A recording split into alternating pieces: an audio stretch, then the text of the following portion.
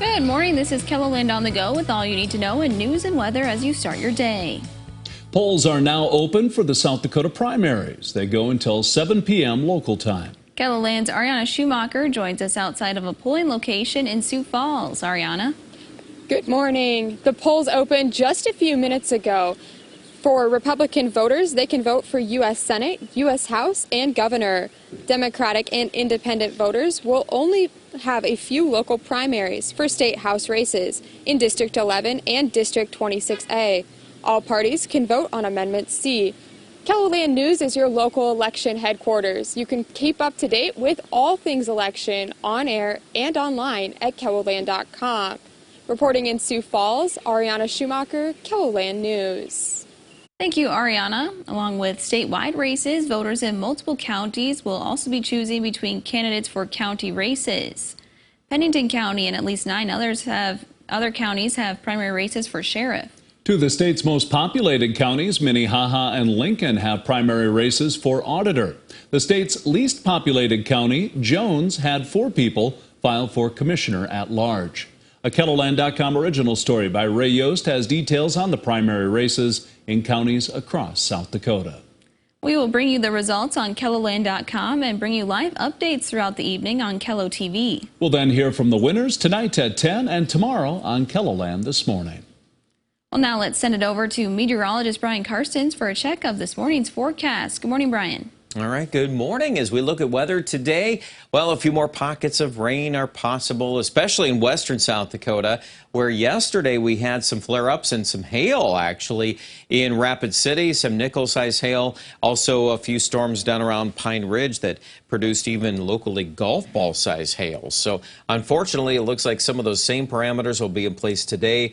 The Storm Prediction Center has put out a new risk for severe weather in that slight risk zone does include Rapid City, and Futurecast is already really lending itself to flaring those storms up again after, let's say, 2 or 3 in the afternoon. There's quite a collection there. Also around Yankton, there could be some thunderstorms down into northeast Nebraska. So we'll keep an eye on those ideas there. We'll also take a closer look at your extended forecast coming up in just a few minutes. Thank you, Brian. Corn and soybean planting is behind schedule this year, especially in the northeastern part of the state. Some farmers are several weeks behind due to spring rainfall, but even with these delays, planting is not behind the 5-year average for this time of year. The corn and soybeans are a little behind where they were last year for planting, but they're similar to what the 5-year average is. So that's good news.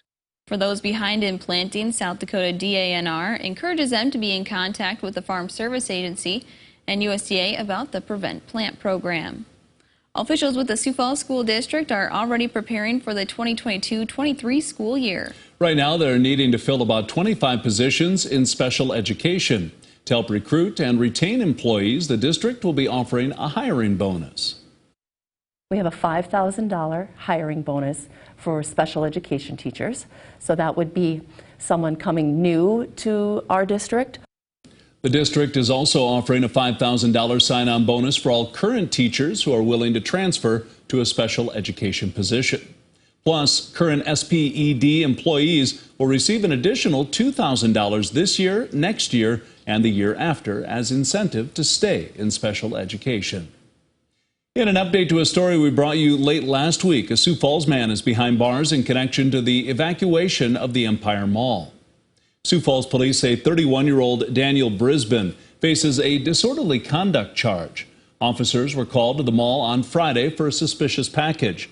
Police said the word boom was written twice in chalk next to the box. An investigation found that there was no explosive device. We checked Brisbane's criminal background and found that he was also arrested recently for 2 incidents of reckless burning.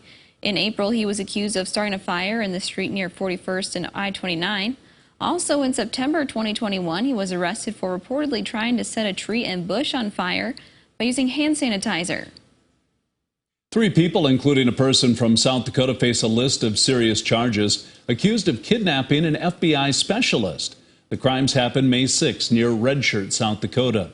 Few details have been released regarding the kidnapping charge. The suspects are also accused of taking the victim's vehicle by force, and authorities say they showed a rifle during the carjacking. All three have been indicted in federal court. A trial date has not been set. Sioux Falls police are asking for the public's help to find a missing teen. Officials say 17-year-old Talina Beckman was last seen in the area of East 8th Street and North Cleveland Avenue around noon yesterday. She stands 5 foot 6 inches tall and weighs around 150 pounds. She also has brown hair and brown eyes. If you see Talina or know where she is, you're asked to call Sioux Falls Police. A fire engine used to help people during the 1972 flood in Rapid City will be on display this week. The Rapid City Fire Department says Engine 6 will be outside the Journey Museum from 1 to 2:30 p.m. tomorrow and outside the monument from 1 to 2 on Thursday. In 1972, it was the flagship of the fleet housed at the Central Station on Main Street. The first night of the flood, Engine 6 spent most of its time in the area of West Boulevard and West Omaha Street pulling survivors from the water. That's a look at some of our top stories. Now let's get one last look at your weather with meteorologist Brian Karstens. Brian? All right, weather today, looking at these hourly temperatures climbing out of the 50s, but not exactly a warm day again. You know, yesterday we had a lot of upper 60s and low 70s, and I would expect similar ranges today. Obviously, looking at this depiction on Futurecast, 3 o'clock, clusters of thunderstorms develop. Main threat here is hail, like it was yesterday. We ended up with a couple of these that ended up producing at least nickel-size hail, if not a little larger than that, west of Pine Ridge. So keep an eye on that. I do think there'll be more storms in Nebraska by this evening, and then that'll probably take most of the moisture with it. What's kind of left over in South Dakota coming out of Pierre would likely be falling apart towards Sioux Falls. So I would not bank on that, but I would at least keep a mention of it in the forecast. Now, tomorrow, with high pressure coming in, it looks a little drier for most folks. I don't think we're going to have very many flare-ups in the afternoon. I can't rule a few of these out, given the fact it's cool, you know, and it's June, and some of those pattern elements lend themselves to just some sporadic showers or isolated thunder showers, but it isn't an organized pattern. Now, another thing that we need to get out there is the change in the weather coming this weekend. You know, the last few days, since Memorial Day, really, we've had pretty dry air. You know, few exceptions, obviously, dew points mainly in the 50s, and at the humid times, it's maybe bounced up in the low 60s, but nothing really all that tropical. But take a look at what's coming. This is fast forwarding Thursday, still a lot of 50s for dew points.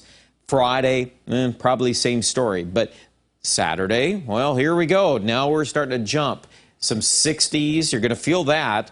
And if you don't get outside a lot on Saturday, and if you're out Sunday, well, then you're really looking at a jump on dew points in the 70s, and that's a pretty important change because it does coincide with some thunderstorm chances, and then as a natural result of that, some severe weather can be possible. So we got a lot of time yet to sort through that, but I just want to kind of plant some ideas in your mind about those upcoming issues in the forecast. 70s today for Sioux Falls, 73 for a high, 71 Mitchell.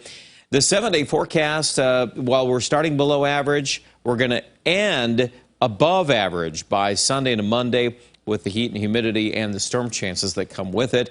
I also think Aberdeen, about the same as Sioux Falls, temperatures at least in the mid-80s. And it will get increasingly more humid there as well. So a lot of those talking points will be pretty common. I think Pierre, one important thing about Pierre is the 90-degree weather. And that's, of course, going to put some things into play here. You know, these dry pockets or the spots that haven't had as much rain. Obviously, we're a little more sensitive to heat, and we'll keep watching the pattern. You know, we got a lot of things to hammer out, but it is certainly a change. And Rapid City, too, will be in the mid-80s by the weekend. That's your weather. Check out the details online at KELOLAND.com.